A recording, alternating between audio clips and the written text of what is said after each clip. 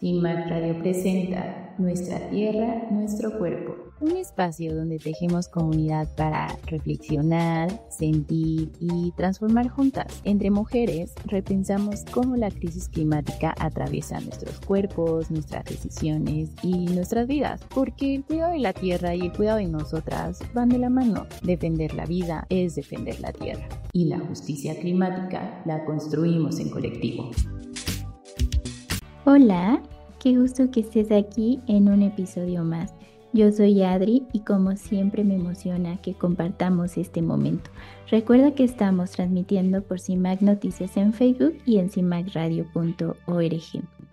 Y como cada 15 días, tengo una nueva pregunta. Cuando todo tiembla, el clima, la economía, la seguridad, ¿quién protege nuestro derecho a decidir si queremos o no ser madres? Y es que en medio de huracanes, incendios o desplazamientos, miles de mujeres pierden acceso a métodos anticonceptivos, a una consulta médica, incluso a una pastilla. Y no, no es casualidad. Es una falla del sistema que, en emergencias, olvida que decidir sobre nuestra reproducción también es una prioridad. Hoy, con Mara Zaragoza, su directora de fortalecimiento de IPAS Latinoamérica y el Caribe, hablamos claro. No hay justicia climática sin justicia reproductiva, porque decidir sobre nuestros cuerpos no es un lujo, es un derecho. Para dar la bienvenida a Mara, vamos a conocerla un poco más. Ella es licenciada en comunicación, posee un diplomado en formación docente por el Instituto Nacional de Salud Pública y otro en evaluación educativa por la Universidad de Panamá. Bienvenida, Mara. Muchísimas gracias por aceptar la invitación. Estamos encantadas de tenerte aquí y de abrir esta conversación tan necesaria. Muchísimas gracias, al contrario, de verdad, por esta oportunidad de difundir información tan importante sobre salud reproductiva. Siempre en IPAS Latinoamérica y el Caribe nos complace mucho aprovechar estas oportunidades de difusión, así que gracias. Bueno, y para comenzar, hablando sobre este tema, ¿no? De acceso a anticonceptivos en un contexto de emergencia climática. Nosotras sabemos que actualmente hay cerca de 257 millones de mujeres en el mundo que tienen una necesidad insatisfecha de anticoncepción, ¿no? Eso, digamos que en un escenario de normalidad que tenemos nosotras. Pero, ¿qué sucede con este acceso a anticoncepción? Porque cuando pensamos en estas emergencias es, ok, tomo mis cosas, ¿qué tomo, no? Tomo mis llaves, tomo mi celular, tomo papeles oficiales, pero nunca pienso tomo los anticonceptivos o qué rol están jugando los anticonceptivos, por qué hablar de ese tema en estos contextos. Entonces nos gustaría saber desde IPAS Latinoamérica cómo se entiende esta conexión entre pues estos desastres y el acceso a anticonceptivos, porque sí se vuelve urgente hablar de este tema, hablar de esta conexión. IPASLAC es una organización cuya misión y visión está centrada en el acceso a servicios de salud reproductiva con un énfasis en aborto seguro y anticoncepción, pues nos hemos dado a la tarea ya desde hace algunos años en trabajar en la visibilidad del vínculo que hay ante los contextos de crisis, contaminación que se ha agravado importantemente en los últimos años y el acceso a los servicios de salud reproductiva, particularmente estos dos servicios, el aborto seguro y la anticoncepción. En el contexto particular de la anticoncepción, pues nos parece muy importante recordar que las personas, las mujeres, las niñas, personas con capacidad de gestar en general, transitan ya en muchos contextos en donde esto es una necesidad no satisfecha que se recrudece en un contexto de crisis. Es decir, Si el sistema de salud no lo provee, pues las personas podrían hacer un desembolso para tener acceso a estos insumos de anticoncepción, pero en un contexto de crisis es posible que ni esa opción esté disponible. Entonces, lo que vamos a tener, pues, personas con embarazos que no esperaban, que no deseaban, que no pudieron prevenir o que no pudieron interrumpir, pues, dado este contexto de emergencia. Y para finalizar esta primera parte, decirte, hemos constatado que a pesar de lo esencial de esta necesidad, no suele ser una necesidad visible para los gobiernos y para otras organizaciones que son especialistas y son, pues, expertas en el cambio climático, pero no suele estar en su agenda. O sea, me parece justo muy interesante porque aunque pues, hay colectivos que se organizan y se especializan en cambio climático y otras en derechos sexuales, poco nos comunicamos sobre qué se requiere, ¿no? En esas situaciones. Y es que estábamos también leyendo que más del 20% de mujeres y niñas refugiadas climáticas ya se enfrentan a violencia sexual, ¿no? Entonces, justo por toda esta cultura que tenemos, ¿no? Y también por los mitos que pienso hay alrededor de los anticonceptivos, que si tú hablas de ellos promueves la promiscuidad, que si causan infertilidad después de que los uses, en fin, una serie de mitos.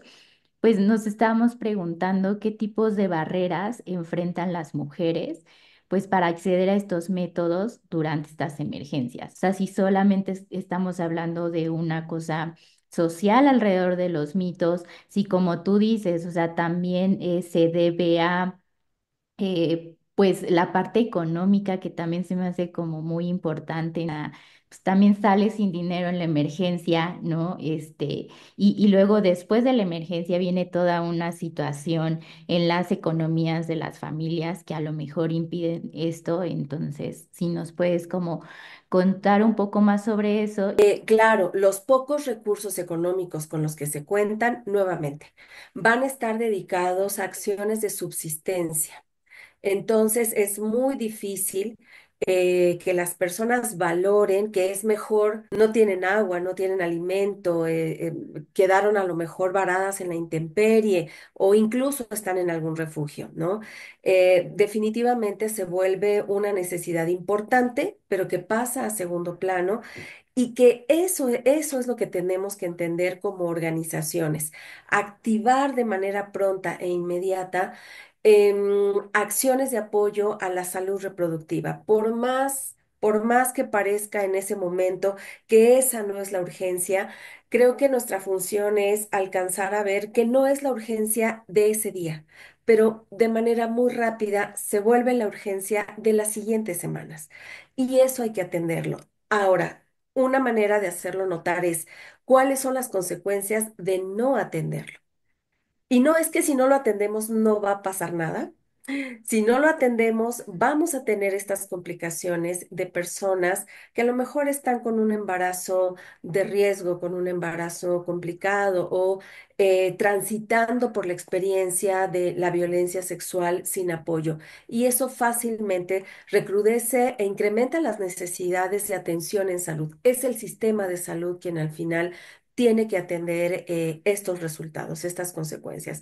Muestra de ello nos lo mostró la pandemia, que todo el mundo vivió hace algunos años. En ese momento de pandemia necesitábamos incrementar la capacidad de los servicios de salud para acercar metodologías anticonceptivas y programas de interrupción del embarazo a las mujeres y personas con capacidad de gestar que por supuesto tenían miedo de acercarse a los servicios o que claramente se iban a poner en un riesgo inminente en caso de hacerlo, ¿no?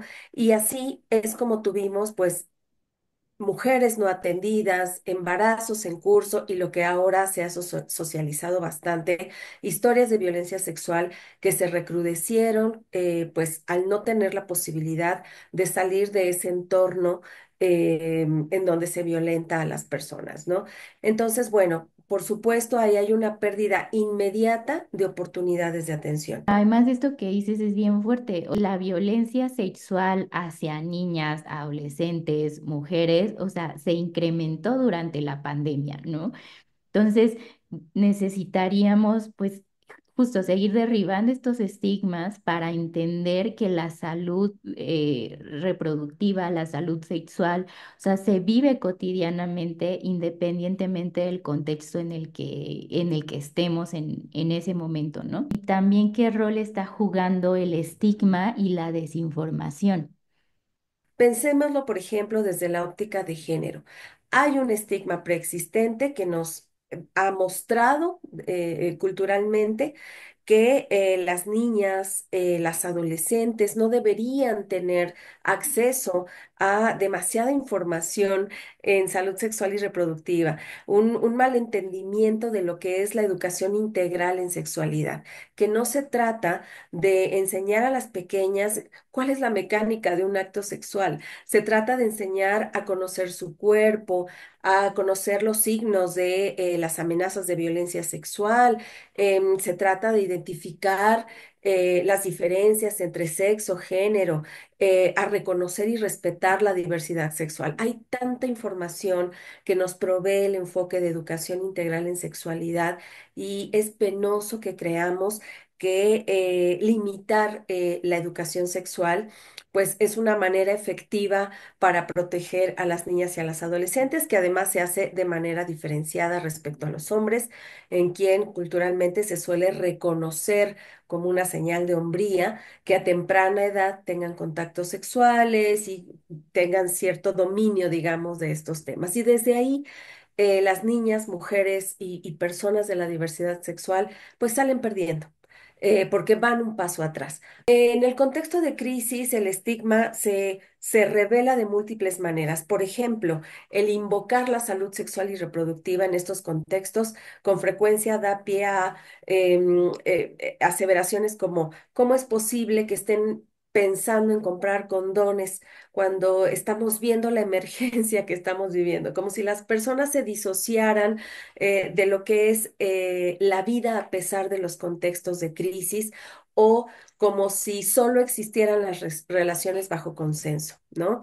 Entonces, desde ahí hay que trabajar con el estigma, me parece, haciendo notar que es un tema necesario que permite, pues, prevenir las consecuencias de las que estamos hablando.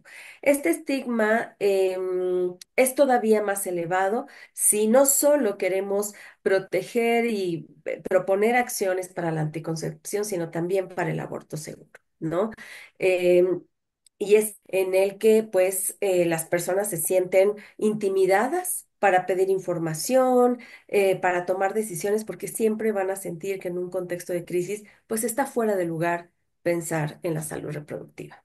Me parece muy interesante estos temas que tocaste hacia el final, porque en historias que nosotros hemos recabado, por ejemplo, de personas jóvenes, lo que decían es que, o sea, el día de ayer tuve relaciones con mi pareja, hoy o sea, vino esta crisis, tuve que salir de mi casa y adiós a mis pastillas anticonceptivas, ¿no? Entonces, como que solo lo pensamos desde el estigma de es que a ti se te ocurre pensar en eso en este momento y es como, no vengo de hacer una vida, o sea, tenía una vida ayer, pero también voy a tener una vida mañana, o sea, pensamos de pronto que en la emergencia la vida de las personas se pausa, ¿no? Que las relaciones afectivas tienen ese momento de pausa hasta que se soluciona, que tú no sabes si va a ser dentro de una semana, un mes o un año. Entonces, justo para ir hacia allá, ¿qué estrategias o buenas prácticas ustedes como IPAS han implementado o han mapeado para garantizar este acceso en situaciones de crisis o para ir rompiendo este estigma?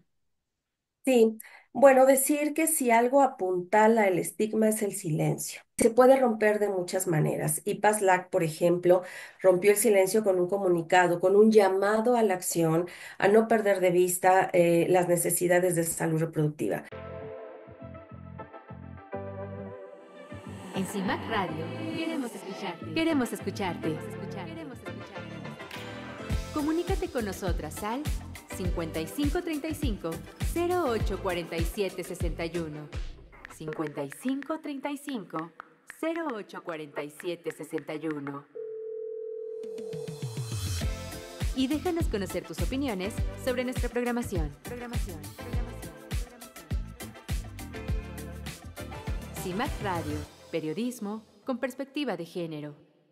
Pero otras cosas que hemos hecho es buscar estas alianzas con organizaciones expertas en cambio climático, en migración, en contextos de crisis, que son expertas en esos temas y que afortunadamente hemos logrado tener esta sinergia de trabajo conjunto. Entonces, para hablar en dos dimensiones, decirte que hemos tenido la fortuna de poder tener esta influencia positiva mutua con organizaciones que trabajan este tipo de temas, pero también hemos tenido la posibilidad de apoyar, de brindar asistencia técnica a organizaciones de base, organizaciones locales, que quién mejor que ellas puede tener el pulso de en dónde están las necesidades, en dónde hay que colocar los recursos. Y a través de organizaciones y de redes de acompañamiento, pues hemos logrado poder evidenciar y trabajar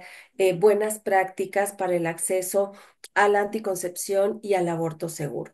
Entonces, para nosotras ahí una ganancia extra tiene que ver en que estas organizaciones, a su vez, con sus propias aliadas, van haciendo este ejercicio de visibilidad y atención. Por supuesto, los recursos, pues nunca serán suficientes para las necesidades que se tienen y hoy menos que nunca, en donde estamos viendo pues estos cambios en la movilidad humana, ¿no? El cambio climático ha exacerbado las condiciones de las comunidades en diferentes países, en donde no necesariamente se ponen en marcha de la manera más pronta las medidas de adaptación a estos cambios.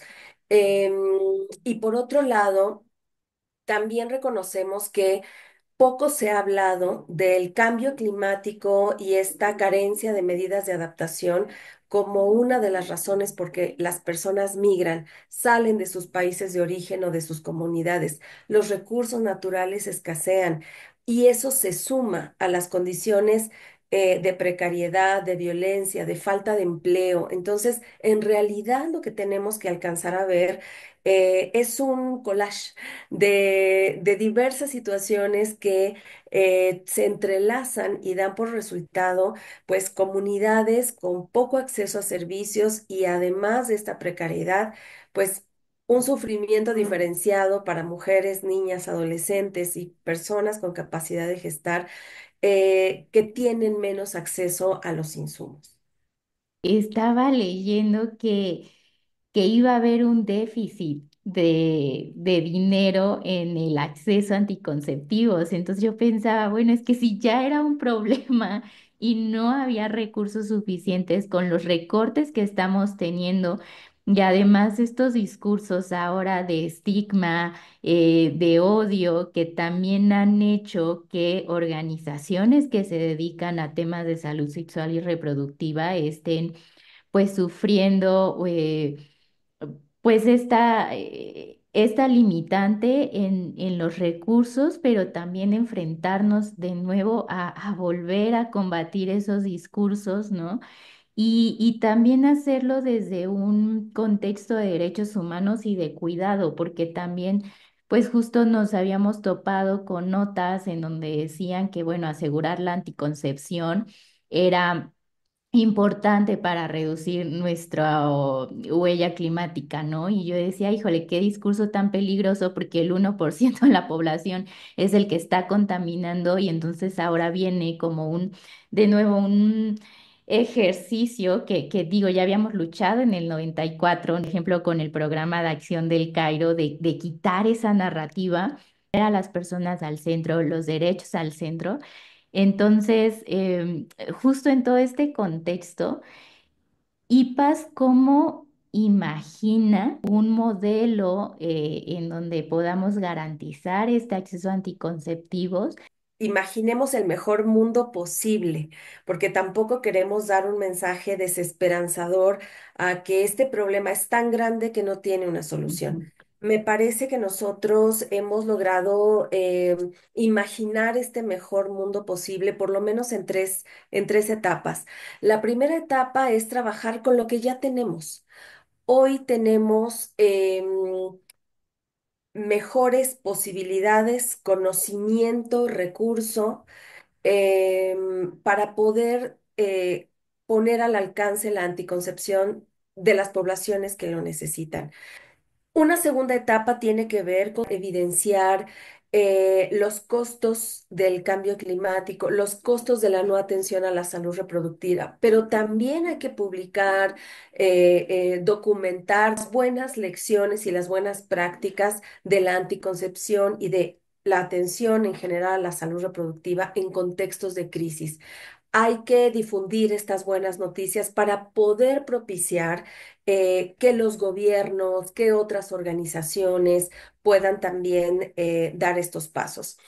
Un tercer elemento me parece que es el tema de la abogacía. Hay que hacer presencia en los foros, en los encuentros. Me parece que hay que hacer llamados a los gobiernos para que puedan identificar cómo la atención a la salud reproductiva en realidad es una inversión. Y esto lo hablamos poco. A veces en los gobiernos se dice que no se cuentan con los recursos, que hay otras prioridades, y hay que desafiar estos argumentos y hay que hacer ver que la atención a la salud reproductiva es una inversión. Permite cuidar la salud de las personas, permite prever em, eh, eh, contextos no deseados, permite poner en marcha, por ejemplo, los paquetes esenciales mínimos en situaciones de emergencia y crisis, que eso ya existe, pero que a veces los gobiernos no los conocen. ¿Y qué cambios estructurales serían necesarios en la situación actual que tenemos para poder garantizarlos? Hacer evidente que las personas tenemos derecho a la salud reproductiva como salud en términos esenciales. Esta necesidad no es menor que otras necesidades de atención, pensando en la salud de manera integral. Y esto se logra entrenando, capacitando, dando indicaciones muy claras en el sistema de salud que este es un servicio esencial, irreductible, en el cual no debería de haber negación de servicios. Esta medida de poder distribuir mucho mejor, de una manera más eficiente, los insumos, los recursos de salud reproductiva, disminuyendo el estigma, dejando de cuestionar a las personas de las cuales además no sabemos su historia de vida, y dejar de cuestionar por qué tienen estas necesidades en salud reproductiva, dejar de dar por hecho que las personas por sí solas se colocan en contextos de riesgo cuando en realidad quienes tengan más contextos de vulnerabilidad, pues son quienes menos capacidad van a tener adaptación ante los contextos de crisis. Entonces, por lo menos en esas esferas, me parece que podrían estar algunas claves para poder trabajar en el mejor mundo posible y que las personas, todas las personas tengan pues la misma posibilidad de tomar decisiones en libertad en lo que concierne a la salud reproductiva. El mensaje que me gustó y que pues me gustaría como rescatar es, digamos, como no caer en este pánico ni en este mundo tan desesperanzador, ¿no? O sea, que justo si nombramos lo que hace falta, si nombramos que no hay foco en ciertos temas, pues es para querer contribuir, ¿no? A reducir estas desigualdades en un contexto de cambio climático, porque no podemos, o sea, además de no hacer nada, como exacerbarlas todavía más, ¿no? Exactamente. Entonces, eso me parece como súper importante. Y algo que me gustaría que de IPAS nos dejaran es qué mensaje dejaría IPAS a las personas que, por ejemplo, no se dedican para nada a este tema, pero que sí nos escuchan. ¿Qué podrían hacer desde su trinchera justo para ayudar a cambiar, ¿no? Este estigma y y abonar a estos cambios estructurales que tú nos mencionabas? Para las personas que nos escuchan en esta emisión y que, como bien dices, no son expertas de repente en estas agendas, efectivamente no lo son, pero son expertas en su entorno. Y el mensaje que les queremos dar, pues, es que apliquen su liderazgo en su entorno propio, que hablen de las necesidades de salud reproductiva en todos los lugares posibles en donde tienen una influencia. Y hablando se van a dar cuenta que encontrarán a personas que también han notado esta necesidad y que pueden juntas generar una nueva narrativa de necesidad de la salud reproductiva como un derecho, como una necesidad esencial, porque no lo queremos solo en el discurso. Me parece que hay que vivir los derechos y en eso sí que todas las personas podemos ser líderes en nuestro propio entorno. Ay, y pues agradecerte mucho, de verdad fue una conversación ay, súper enriquecedora y porque además me gustó que abordamos la anticoncepción como desde otro lugar, de entenderlo como en el presente, ¿no? Es algo que estamos viviendo hoy, que vivimos todos los días y por eso tenemos que hablarlo, o sea, porque es común, ¿no? Por supuesto, la anticoncepción no solo nos da la oportunidad de prevenir embarazos, sea la anticoncepción regular o de emergencia, em, nos da esta posibilidad de vivir más placenteramente un contacto sexual cuando tenemos la confianza de que ese contacto no va a tener un efecto indeseado. Y esto es parte de eliminar el estigma en torno a la anticoncepción, porque también sirve para eso, para poder tener interacciones más cómodas, más confiadas, sin esa preocupación, que nos permiten a las personas conocernos a nosotras mismas em, y poder poner sobre la mesa el disfrute sexual como un componente pues inherente a la salud integral.